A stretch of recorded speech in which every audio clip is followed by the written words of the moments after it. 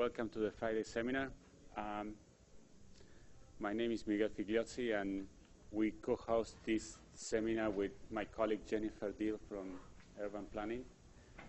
And this is a weekly seminar that we have been running for, I think now, almost 8 years. So soon we should have a birthday party for the seminar. So today we have Steve Gutmann. He's involved in the car sharing industry since 1998. And he was a young car-free banker.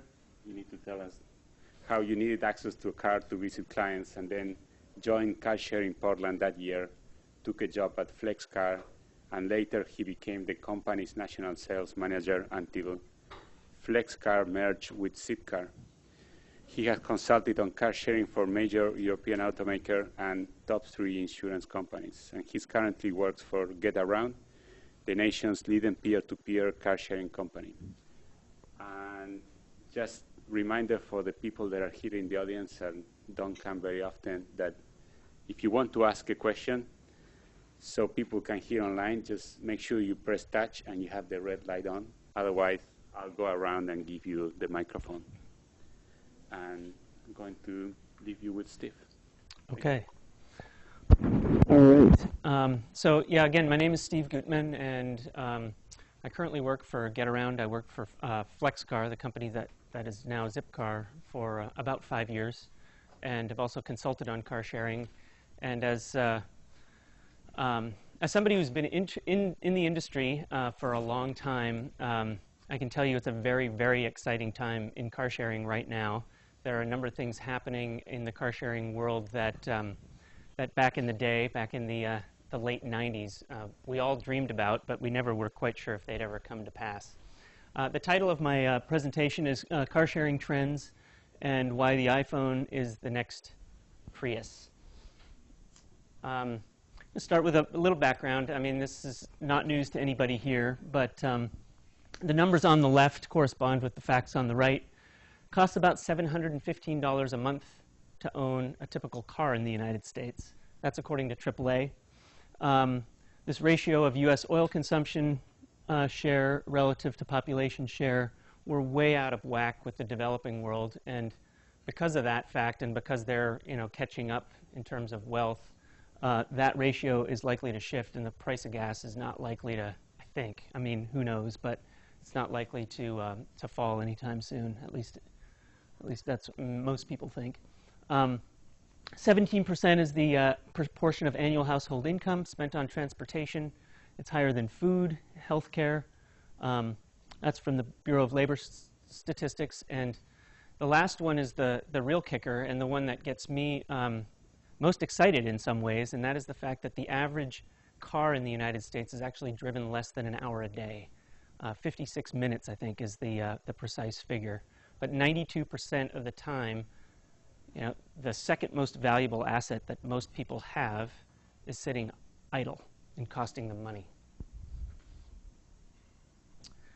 Not surprisingly, given all the grim facts, car sales are down. And interestingly enough, there's been an uptick in car sales certainly since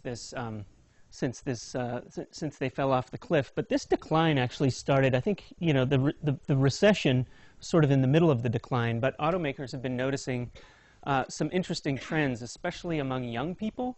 A lot of young people are not rushing out and getting their driver's licenses on the day they turn 16 like they did in my generation, generally. In fact, they're just putting off buying a car. And it's, I think, in large part because cars are very expensive, and many 16-year-olds don't have enough money to afford a car. And in fact, many college graduates also don't have enough money to afford a car. But it's also compounded by the fact that there are many, many more options available than just car ownership. And this trend, so young people, I like the headline, especially over there on the right, young people on car ownership. Meh. And it's got Detroit and the major insurance companies that insure drivers all in a flutter. The insurance company I was consulting for a couple of years ago actually wanted to learn about car sharing, not because they were interested in car sharing, but because car insurance is the first form of insurance that they buy. It's sort of like the gateway insurance, right? The first form of insurance they sell anybody is car insurance. And if people were no longer buying cars and getting car insurance, how are they going to, reach their client base? So this particular company was interested in actually investing in car sharing, specifically so that it could, could retain a communication channel to young people who weren't buying cars. And as these numbers have gone down, of course, car sharing numbers have gone up. The trend, though, toward car ownership falling is true across the developed world. It's not true in the developing world, of course, and that's why some of the automakers are doing just fine right now. They're selling lots of cars in India, China, Brazil. But as far as the developed world, Japan, Europe, and the United States, car ownership rates are declining pretty dramatically, and especially among younger people. So most of my talk is about car sharing, but it's really in the context of what I think of as a pretty major shift that's happening in transportation in general. I think there's a real trend toward away from sort of building more and more capacity in the transportation system, widening freeways, building more freeways. I mean, that trend, that era, seems to be winding down and maybe even grinding to a halt, and it's being replaced by another trend, transportation demand management, or smart transportation, that again, it deploys apps and things like GPS rather than asphalt and concrete. Also integrates various networks of vehicles and through information technology, and focuses on increasing the efficiency of existing infrastructure rather than increasing capacity. Why the big shift? I think the biggest reason is probably the most obvious one, and that is that we've just sort of come to a breaking point financially. Both the public sector and individuals just can't afford, just like the young people can't afford to buy a car when they turn 16, our various levels of government can't afford to continue to feed this very, very expensive system of just building more roads and adding more capacity. So car infrastructure is very expensive. Meanwhile, information technology, things like fiber, chips, bandwidth, they're cheap and they're getting cheaper. It's interesting because I've been commuting down to San Francisco for the past 8 months, and it's amazing to go down there because I worked in an incubator with a bunch of little startup businesses, and it's like all of these 20-year-old kids down there are all sort of rubbing their hands together and thinking like what can we mess with next? They're just like attacking one industry after another to look for inefficiencies and to apply information technology to revolutionize those industries. And it's happened in music, it's happened in videos, it's happened in all sorts of things. It's definitely happening in transportation. Lots of people are looking at transportation and thinking like, this is really inefficient. There are lots and lots of ways we can use information technology to make it make the existing transportation much more efficient. A couple other trends: urbanization. Like a lot of people who grew up in the suburbs, like myself, really don't have a lot of interest in moving back out to the suburbs. Their younger people are moving into the city, and they're moving into the city in big numbers. Cars are no longer like a status symbol to a lot of people.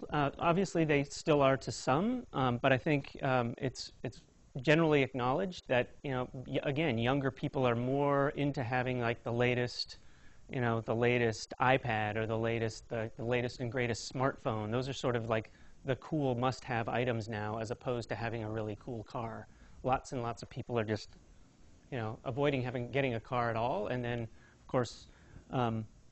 There are also more and more people, I think, who just are saying like, well, I just need a car for utilitarian purposes, but not necessarily assigning a lot of their sort of personal identity to what kind of car they drive. And then lastly, public policy is slowly starting to shift. I don't think it's never sort of at the leading edge of innovation, but I think a lot of policymakers are starting to realize that we just can't build our way out of these congestion problems, and we've got to focus on other ways of approaching transportation.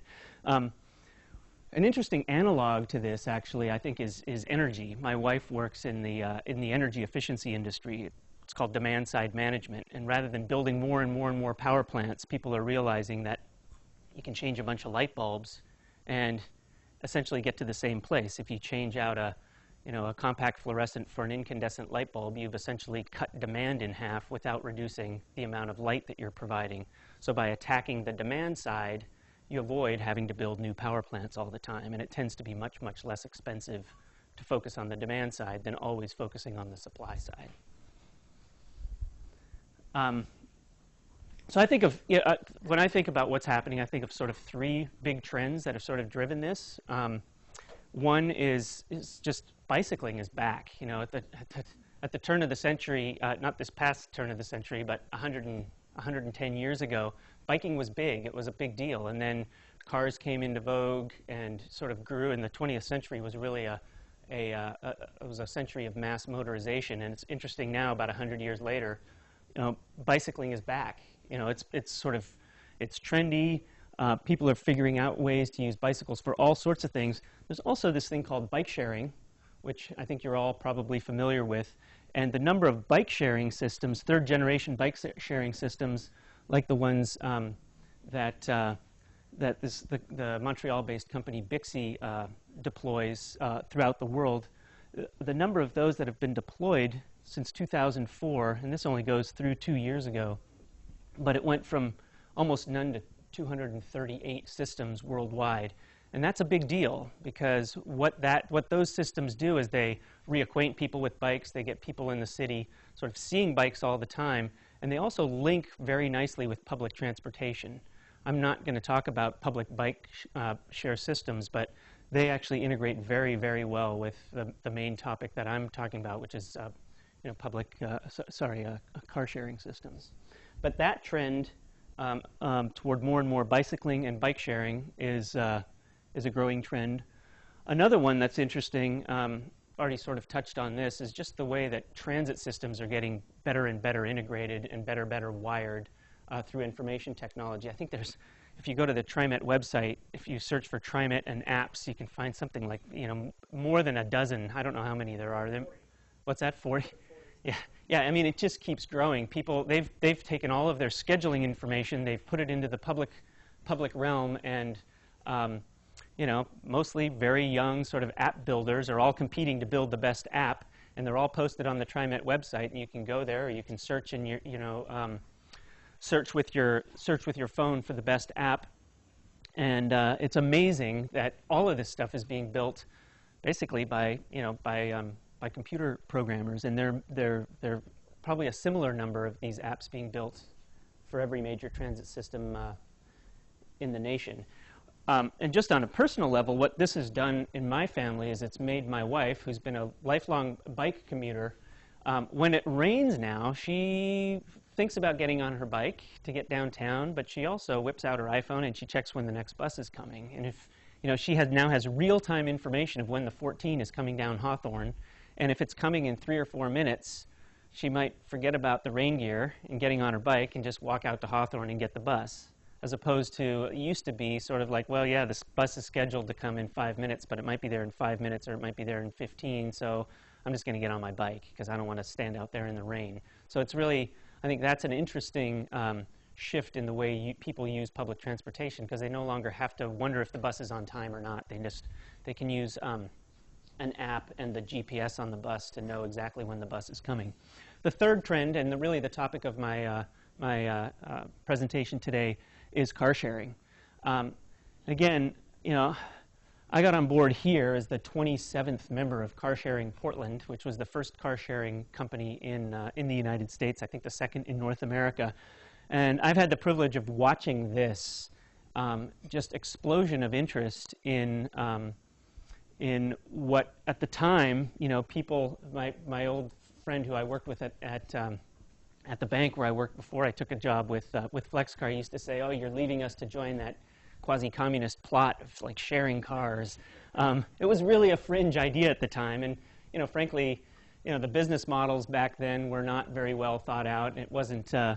It looked like a great idea with sort of a kind of a dicey business model, but the business model has since been proven out, and it's growing. Now this trend line does not, this is just fleet-based car sharing. And there are three kinds of car sharing, two of which are just about to burst on the, have just burst on the scene here in Portland that we're going to talk about. But this growth curve assumes that, I mean, this counts only the Zipcar model, essentially. The model where there's a company that owns a bunch of cars, and then they make them available by the hour or by the day to a body of renters. It has no assumptions about the two new models of car sharing that we're going to talk about today. So, so those three models. The first one, again, here are the growth rates. I think these are the growth rates for car sharing worldwide as opposed to just here in the United States. But you know, it went from being basically car sharing Portland with 4 cars in Southeast Portland in the United States to being a pretty major industry in the United States, and that's happened in you know, roughly what, 14 years. There's now Zipcar, there's Hertz Connect, there is WeCar, which is a subsidiary or a program of Enterprise Rent-A-Car. There are a variety of nonprofits, IGO, City Car Share. There, you know, many cities have both Zipcar and a nonprofit competitor. There are also a whole bunch of private car sharing companies. There are co-ops, there are nonprofits, and there are for-profits, not only in Europe, but in South America, up in Canada, in Asia. They're springing up all over the place. I mean, it's really a growing trend. I call fleet-based car sharing 1.0, and only, and that's not meant to be a knock, but because it came first. It's, at this point, by far the most successful form of car sharing. I think that may change, actually, fairly quickly, and I'll explain why. But they've seen steady revenue growth year after year. I think it's in the 25–30% range. They charge membership fees and annual fees. These are some of the drawbacks. They charge pretty steep fines if you return a car late. They have to charge steep fines because typically there's somebody else who has the car reserved right after you. So there's a level of stress involved in using a fleet-based car sharing service, not only because you may be screwing the next person, but also you're going to get, you know, whacked if you return the car even a few minutes late. It also seems expensive to a lot of people, at least people who haven't used it. Most people who use a service like this find that over time they start to plan and bundle trips, and they use it less and less over time, so it becomes more and more affordable. But if you think about paying $8 or $9 an hour to use a car, that feels really expensive to a lot of people, and I think that's a hurdle. It's been a hurdle to adoption for a lot of folks. It's also geographically limited, and this is not going to change in terms of fleet-based car sharing, because it costs a company, you know, like Zipcar or City Car Share between $1,200 and $15 a month to own a car and put it on the road, between insurance, maintenance, cleaning, you know, hiring a fleet manager, leasing the car or purchasing the car. So it's about a $1,200, $1,500 nut they have to cover every single month, which means if you divide that by 30, it's about $50, $40 or $50 a day, and that's just to break even. So putting cars in downtown San Francisco makes a lot of sense, because there are people in downtown San Francisco, lots of people who don't have a car, and there are lots of people who need a car Monday through Friday and Saturday and Sunday. But you won't find a lot of Zipcars out here in the suburbs. And that is because most people have a car, so there's limited demand for a car sharing service. And you won't even find them at places like, the big office parks, because on Saturdays and Sundays nobody's there. So even if they could get $50 a day Monday through Friday, they're not going to get $50 a day on weekends. So they're geographically limited to basically college towns and dense urban areas, and where they do quite well. But as I already explained, they're pretty capital intensive, and despite the fact that they manage they try to manage their costs very, very tightly, and they're trying to maximize revenue any way that they can, they have very, very narrow profit margins. At least back when I was, involved with FlexCar, the profit margins were very thin, if they existed at all. So car sharing 2.0, this is actually a really interesting development, and How many of you are aware of the fact that at the end of the month, a company called Car2Go is launching in Portland? Okay, well, good. So it's news to a lot of you. So point-to-point car sharing is, in some respects, similar to what we're all familiar with, Zipcar, but in other respects, it's very, very different. So a company owns a fleet of cars, but they're using a different type of technology that actually allows you to pick up a car without a reservation and drive it as long as you want to, and then drop it off. And interestingly enough, you don't have to bring it back to the place where you picked it up. It's point to point, and it's on demand. The companies doing this, I'm aware of 3, there may be more, they're all backed by major German automakers. Daimler's Car2Go, it's a wholly owned subsidiary. BMW's Drive Now, you can look these all up on the web. And VW's Quick Car. And the way these services work, it's a big surprise. At the end of this month, Car2Go is actually going to be launching here in Portland.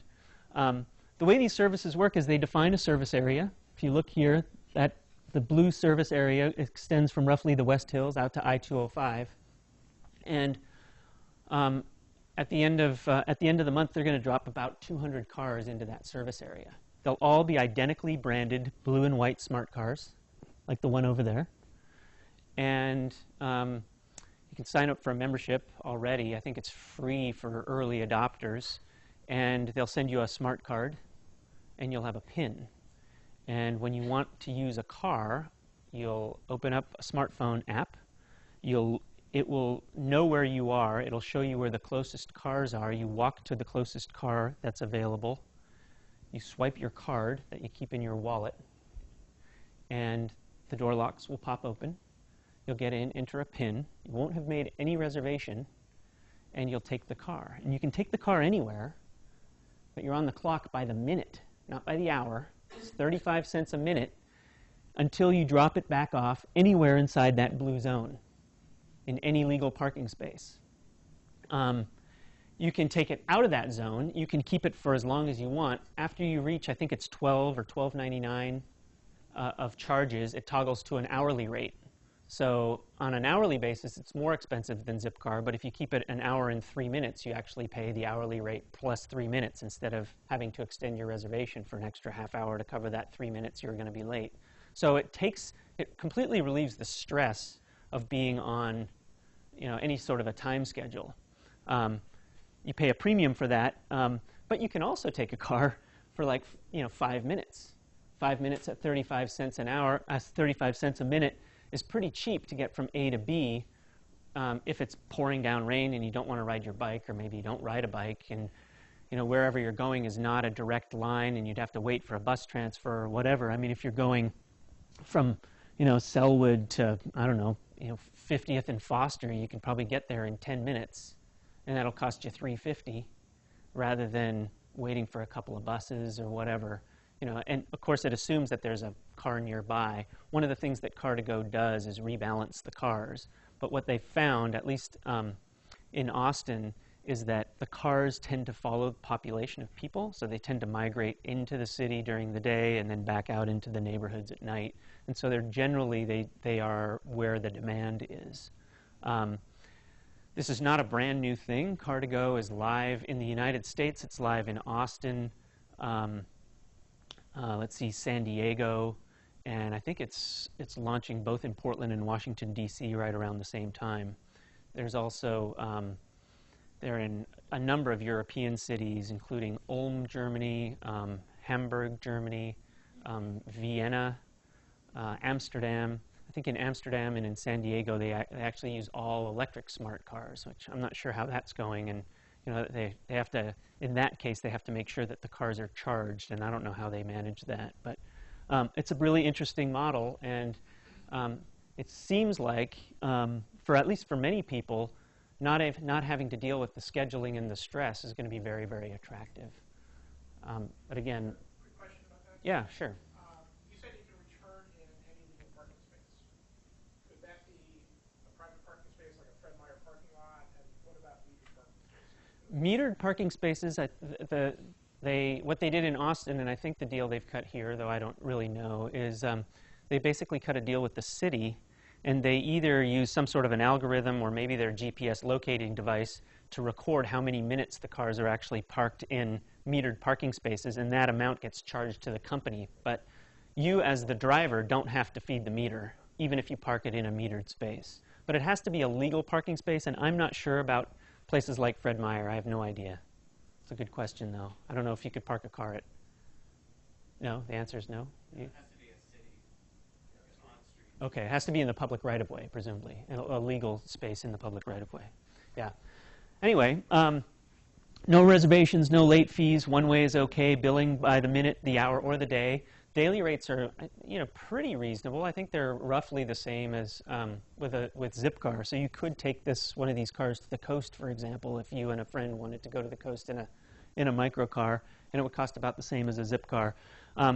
The distribution of the home distributions of the cars is going to be limited to the densest areas of major cities, and a lot of people that I've talked to question the business model. I have sort of done some calculations and think that it actually may be working well for them. I think they can make as much or potentially even more money than Zipcar if the cars churn about as much as I think they do.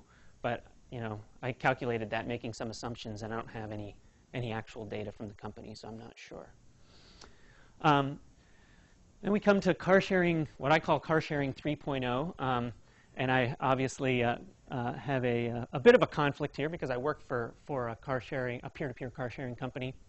I work for this peer-to-peer car sharing company, which is called Getaround, which actually launched in Portland February 22nd.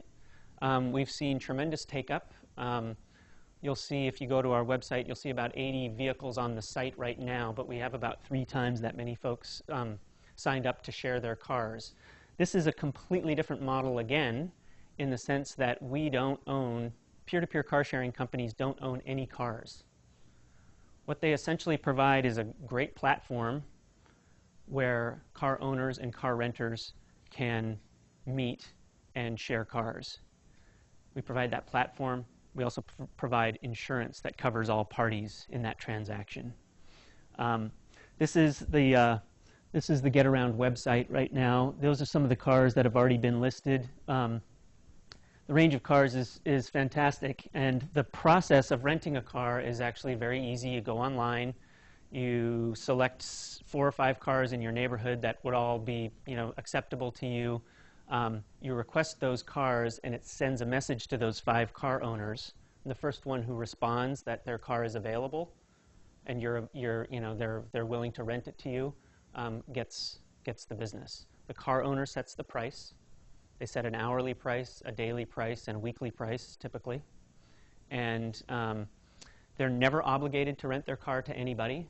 So even though they may set the availability of the car, sort of generally speaking, they can accept or decline any particular rental request as they receive it.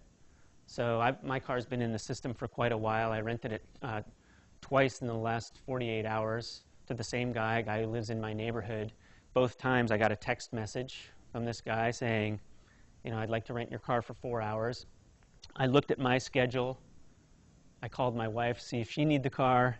I answered, we don't need it. You can go ahead and use it. And he just came by my house and used the car. The key exchange can be handled in a couple of different ways. I have a car kit installed in my car, which makes it easy for somebody who has an iPhone to open up my car, and so I could leave the keys in the car for them. I also have a window-mounted lockbox, so if I'm not able to be there, I can leave the keys in the lockbox and give the renter the code. But a lot of rentals with peer-to-peer services happen with an in-person key exchange, at least the first time, because the owner wants to meet the renter and decide whether or not they want this person as part of their customer base. But the cars are technology-enabled and to facilitate not face-to-face transactions as well. Anybody have any questions about how that works? Yeah. Well, I was curious. You said you got 80 cars in the system, but you've had 3 times as many wanting to share. I'll explain that. And well, it has to do with the fact that we're working with OTREC, actually, and the city of Portland on a study that the Federal Highway Administration is administering. And so anybody who signs up with Getaround Portland today basically gets has the opportunity to participate in this study. And if they agree to participate in the study, we install a car kit. But then for 6 weeks, their car doesn't appear on the website because we're establishing how much they drive as a baseline. The purpose of the study is to see if you get a car. If you start sharing your car, will you drive less because there's an opportunity cost to driving? So essentially, we're establishing how much you drive now, and then in 6 weeks, the car will go live on the site. When the car goes live on the site, presumably, you'll drive a little bit less because you'll start getting requests to rent your car. And so you can make money. But that dynamic of whether people who are sharing their car will drive less than they did before they shared their car is the purpose of the study. And so right now when people sign up, they're all being asked if they want to participate in the study, and for that reason they're not appearing immediately on the site. But in the Bay Area, to give you a sense of how fast this can grow, in the Bay Area we've been live since January 1st, 2011, and we officially launched late May 2011, and there are already well over 1,000 car owners in the Bay Area signed up, and there are a lot of people participating in the system, and we add more owners every day. So it can scale up almost infinitely because it doesn't cost us anything to add another owner. And what we found in Portland, at least, is you don't only get owners in the densest urban areas. We actually have a guy who owns a truck in Malala who shares his truck. We have people in Hillsborough. We have people in Aloha. So the requirement of earning 40 or 50 bucks a day completely goes away, right? Because the owner, if they make 20 bucks a day, they're delighted, right? That's $600 a month that they didn't have before. Or maybe they make 300 or 400 or whatever, but they're making money out of an asset that was just sitting idle, and so they don't have to cover the full cost of the asset. They just need to make back enough to make it worth their while to go meet with the person and to defray the additional wear and tear on their car. Question in the back. Is there a way to verify, like, borrowers' driving record? Yeah, well, we screen every driver with the same criteria as any car sharing company does. So they can't have any DUIs or major infractions, and there's a certain number of points. If you go to getaround.com/requirements, you can see exactly what the requirements of any driver are. But you can also, as an individual, when you get a request, you'll get the phone number of the person requesting your car. You can call them. You can ask them what they want to use your car for. You can also look them up through Facebook, because one of the things that we require as part of our fraud avoidance procedures is that you sign up through a Facebook account. So, that some people, categorically refuse to do that, and for now, they can't participate in Getaround. But what we do with that information is we check to make sure your Facebook name and your driver's license and your insurance, information you gave us if you have insurance, your credit card information all match up. And if they don't match up, there's basically an algorithm that calculates how, are you an identity thief? Are you likely a fraud? And if everything doesn't match up, you get put on hold and told to contact the office. And if you contact the office and sort through it all, then we add you to the system. But basically we do a very good job of checking up front to make sure that people are who they say they are. And of course we have credit card information for them as well. In fact, as soon as they make a reservation on a car, we put a hold on their card for the full amount of that reservation to make sure that they actually have enough credit available on their card to pay for the trip. Chris. So it seems like trust is really one of the hurdles you have to overcome to get a customer-renter relationship. Mm-hmm. It seems like social networks could be a very powerful way to do that. So it'd be a lot easier for me, say, to rent the car if somebody who's already a Facebook friend of mine who knows me. Are you using the social networks to help sort of get over that trust barrier in a faster way than you can in sort of this Well, we are sort of, I would say we are indirectly. Like we're not using them directly, but we certainly encourage people to tell their friends, tell their Facebook friends, tell their colleagues at work, tell the people they go to school with. I mean, I generally rent to people if they live in my neighborhood, but I generally meet with them face to face first, and I find out, you know, a little bit about them. I look them up online. Most people don't, I shouldn't say most people, many people don't want to rent their car to absolute strangers. There's some people who don't have a problem with that. But most people, I would say, I mean, if you really think about it, anybody who owns a car probably lends their car to somebody sometimes. And anytime they're doing that, they're assuming the insurance risk. With Getaround, you can continue to do that. You can charge that person a little bit, and you're not taking on the risk of, you know, they're running into a tree. Facebook app and said, show me which of my friends have cars available to rent. I would think you could go viral faster if you sort of use that channel to Right. accelerate this. Yeah, I mean, all of those conversations are happening among our engineers all the time, and yeah, I mean, we don't do a lot of that yet, but you know, I think it's fair to assume that there'll be more and more social aspects in terms of building out networks. The Valley is thinking about how to disrupt your business by doing that heavily. Right. So yeah, the benefit of peer-to-peer really is that we're basically enabling. The analog to me is we're helping you rent out that spare bedroom in your house, right? It's an asset, it's paid for, it's sitting there, and we're helping you monetize it. So we've created an entirely new market in excess capacity that exists in the existing fleet of vehicles. And the ability of this thing to scale up is very, very dramatic. I mean, we literally launched on February 22nd, and, you know, fleet is about the size of, you know, of Zipcar's fleet after 12 years. And it's not apples to apples because these cars aren't available 24/7 like a Zipcar is, but you know, it's been a week and a half, or it's been 2 weeks, right? 2.5 weeks. And you know, and we have folks signing up in every city all over the country. We've only turned on the Bay Area, Portland, just launched Austin this week as well, and we have a few cars in Southern California that we've turned on. But there's huge potential here for pretty dramatic expansion. And we're sort of going slowly as we, you know, improve the systems that really make the program work. You know, the question is, which of the models will prevail? And I don't think anybody really knows yet. I mean, it's a bit of a, you know, everybody's trying to figure it out. I mean, obviously Zipcar has had a great run. They may continue to have a great run. They may run into a lot of trouble when, you know, Car2Go and Getaround really start to ramp up. We just don't really know how it's going to play out. I think, and you know, hope that there's probably room for all of these.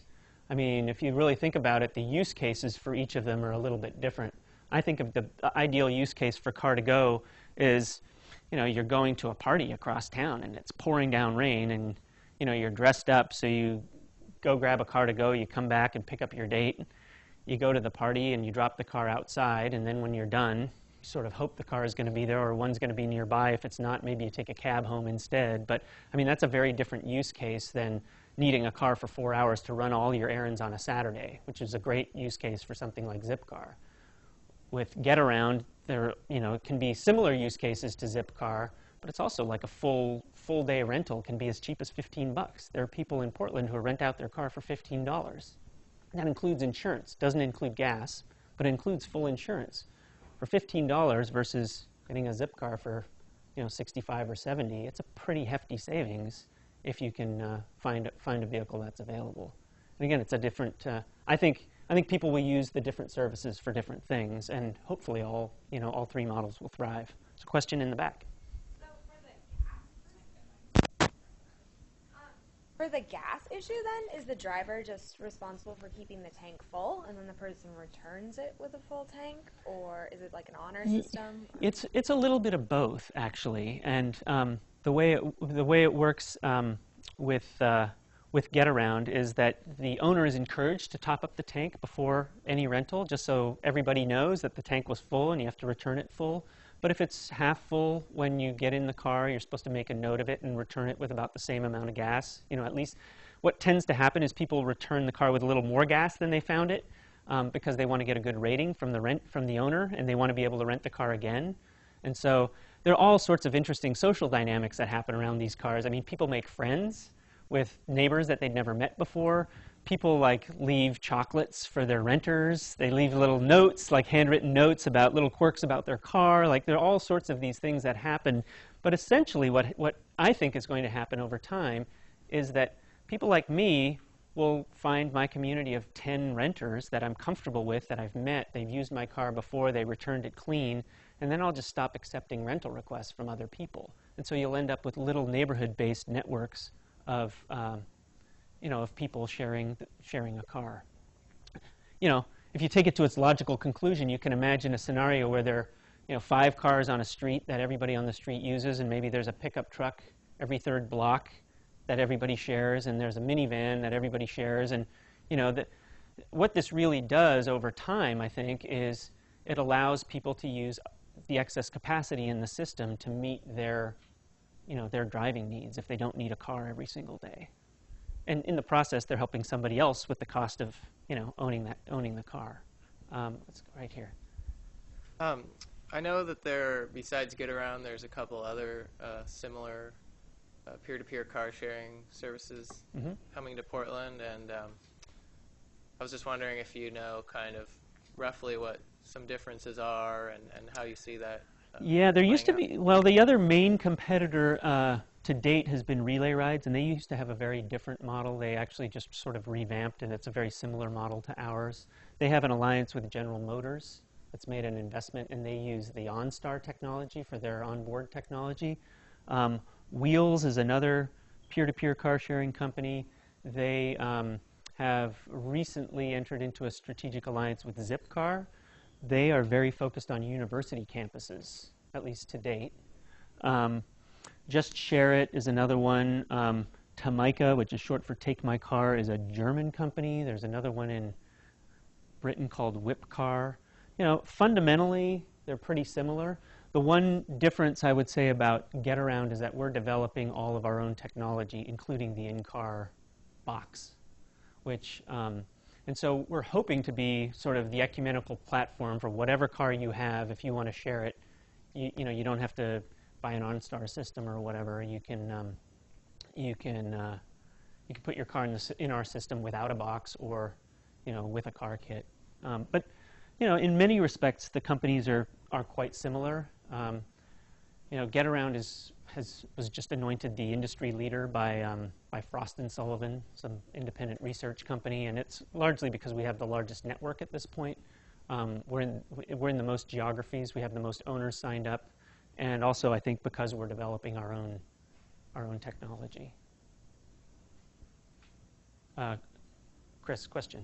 So I want to test how ecumenical you're prepared to be. One of the things I saw that was kind of interesting to me is that I guess there's a car-sharing company in San Francisco, I don't remember which one, that is piloting e-bikes as part of their fleet. So you have a choice between I can rent a car or I can rent an e-bike, and I can do it through the same reservation system. Right. From my point of view as a policymaker, giving people more choices is a good thing. So I want to make it easier for people to have a variety of choices. If I bought an e-bike, would you give me a car kit to control the lock on my e-bike? It's an insurance question, frankly, and I don't know the answer to that. My guess is that I think currently our insurance requires the vehicles that we put in the fleet to have 4 wheels, but I don't think that's necessarily an ironclad requirement that we couldn't. Add some training wheels. Right, add some training wheels. Yeah.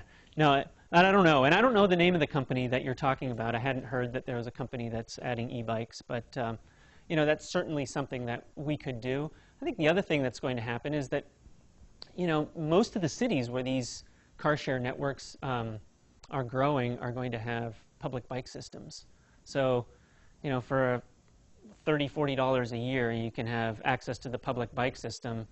For $0, you can have access to Getaround. For another 50 or 75, you can have access to Zipcar, and for another 25, you can have access to Car2Go. So, I think people will probably, pick and choose and probably, join a few of them. But And maybe over time, a few years down the road, a lot of this stuff will get integrated on a single platform, but I just think it's a little early for that. Well, that's my follow-up question. So you referenced the TriMet example at the beginning with 40 plus apps. I mean, that happens because TriMet has put out a web service that will tell you when the next bus is coming, and that web service is open to any application developer without a fee. I think I've heard that Zipcar is getting ready to do something similar to say what cars are available. If everybody who offered a mobility choice had a web service out there, then those 20-somethings in the valley can create apps that put those on one platform. Right. Is having a web service something you guys are considering? I don't know, to be honest. I really don't. I think there's probably some work being done on. I just can't answer the question. I don't know. Yeah, another question.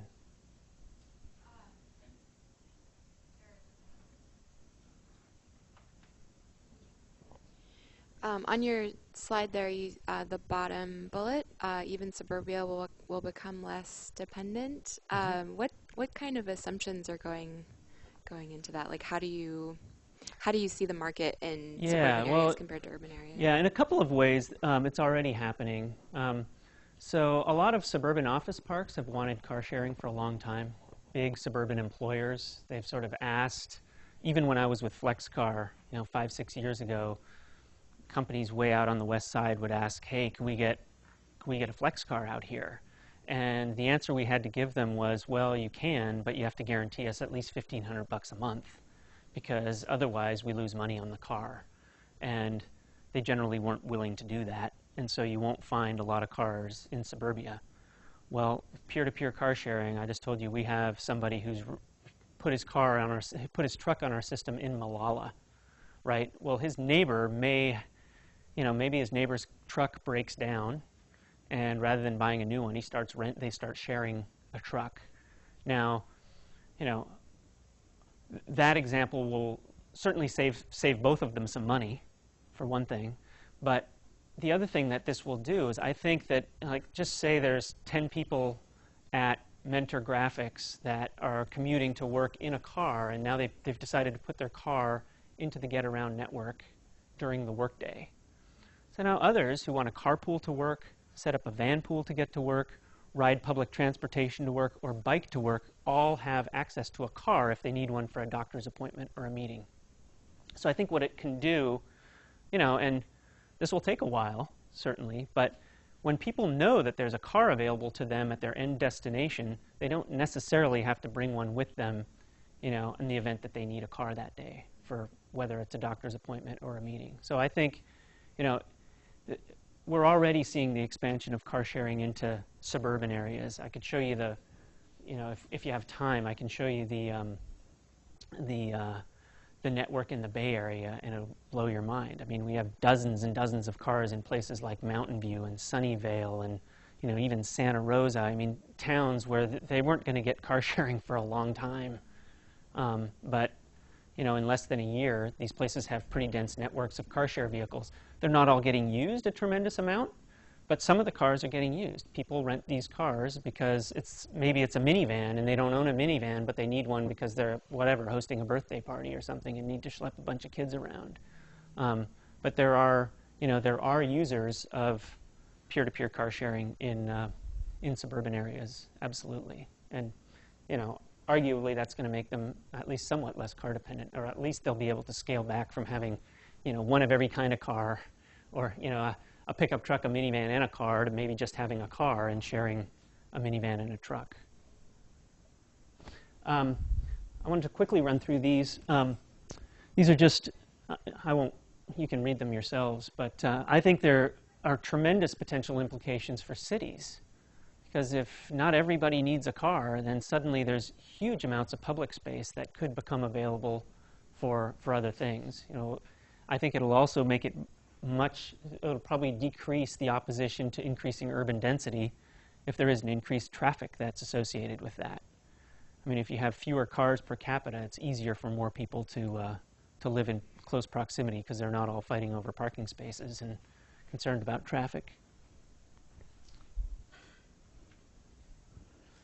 The first one, I mean, car-free lifestyles.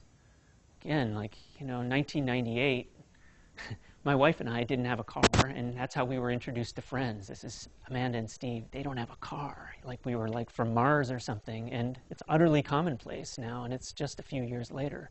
So especially among young people, it's no longer a strange thing to live without a car.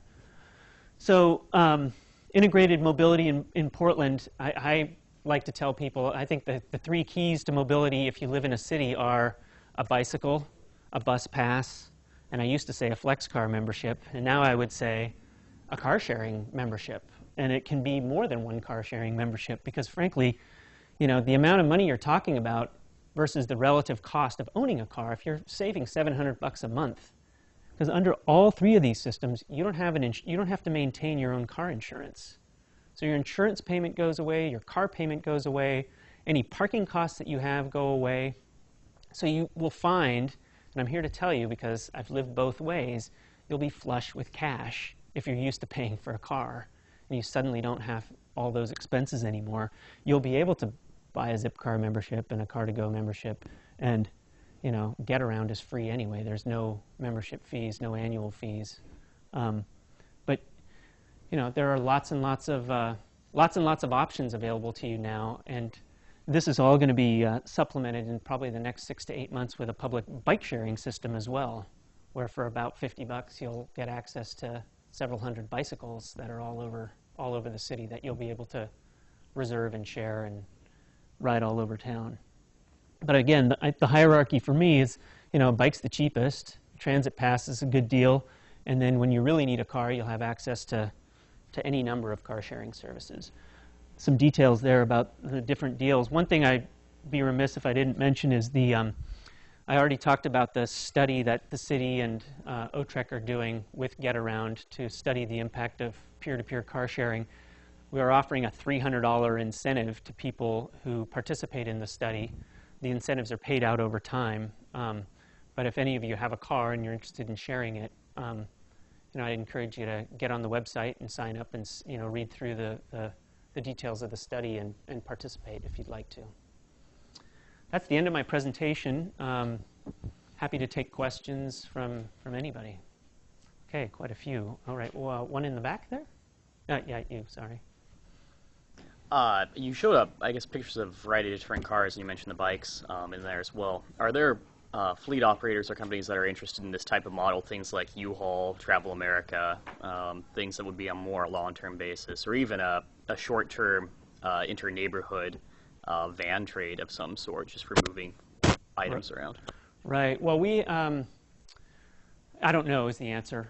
U-Haul had, they dabbled in car sharing for a while. I think they may still be in it. It's called U-Car Share. And Zipcar is making more and more vans available. If you look on the Getaround website, we probably have, out of the 80 cars, probably 10 vans and at least that many cars, minivans and cars. I like showing this slide. That top vehicle is available to rent for $60 a day, has solar panels and a shower and a double bed in it.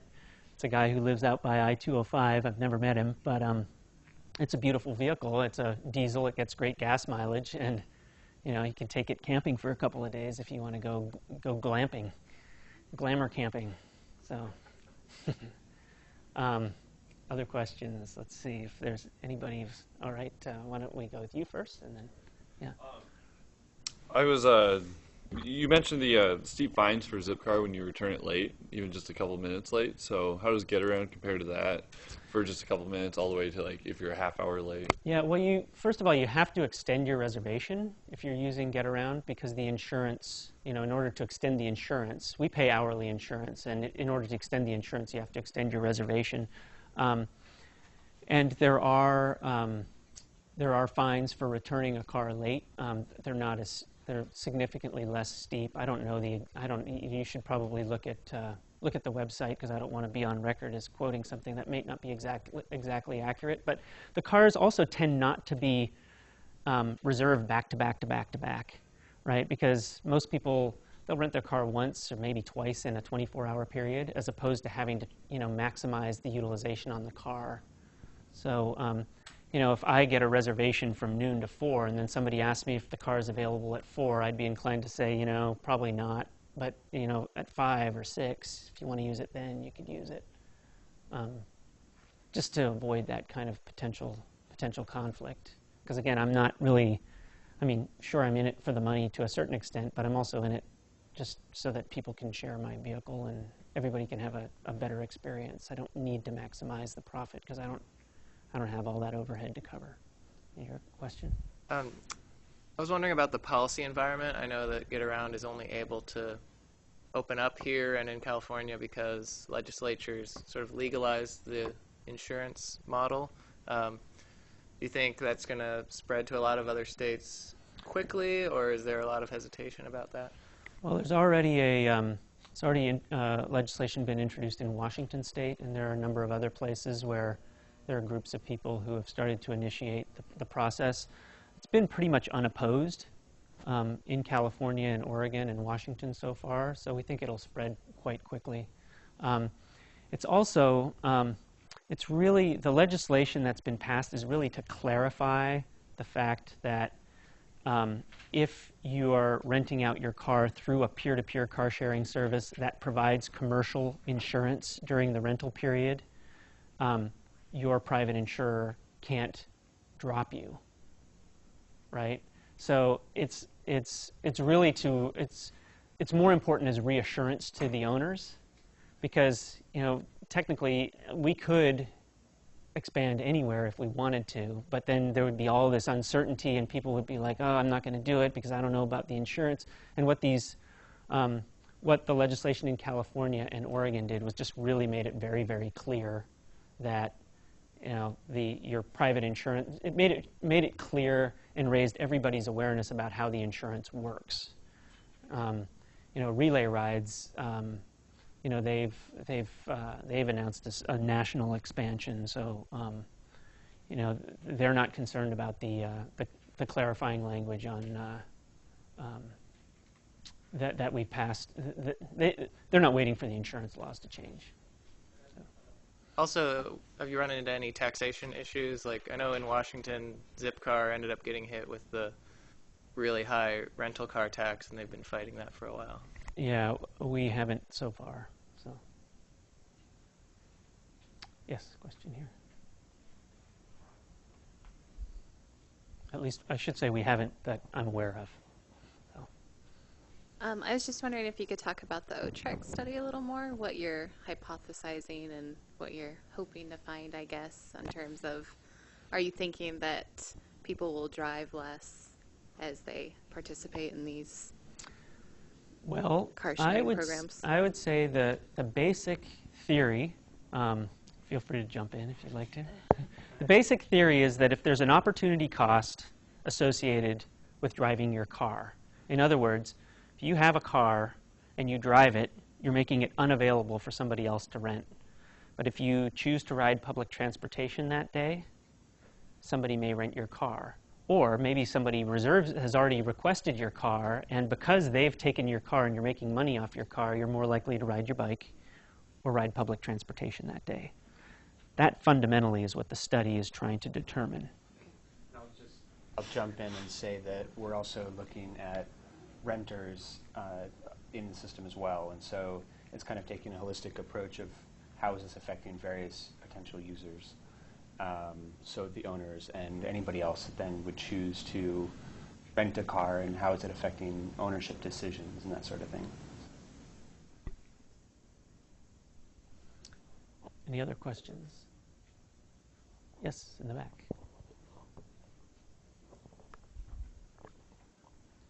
So as a company, how do you make profit? What's the sources of your profit? Yeah, sorry, I didn't even mention that. So, as I said, the owner sets the price, and we're providing insurance, right? That's the main thing we're providing is the platform and the insurance. The owner sets the price, an hourly rate and a daily rate and a weekly rate. So, to make the math easy, if the owner sets a price of $10 an hour, Getaround takes a 40% commission. So if they rent their car 10 hours in a month, there's $100 comes in to Getaround. We keep 40 of those dollars. The owner gets 60. Of those $40, a large chunk of it goes to pay for the currently very expensive insurance. Because our insurance provider is essentially insuring not only the owner of the car, but also anybody who might drive their car who meets the insurance requirements. So it's quite expensive insurance. But we keep a piece of the 40%. A lot of it goes to costs, various costs. That's the model. Any other questions? Thank All you. right. There are a lot of questions about insurance, but I think they have been covered. I think one of the questions is really... Right. For insurance questions, you can go to getaround.com/insurance, and you can read a summary of our insurance. We also have a knowledge base. If you go to support.getaround.com, it'll take you into a knowledge base where lots of people have asked questions, and then we've answered those questions online, so you can search through a whole database of questions and answers. Okay. Okay, thank you.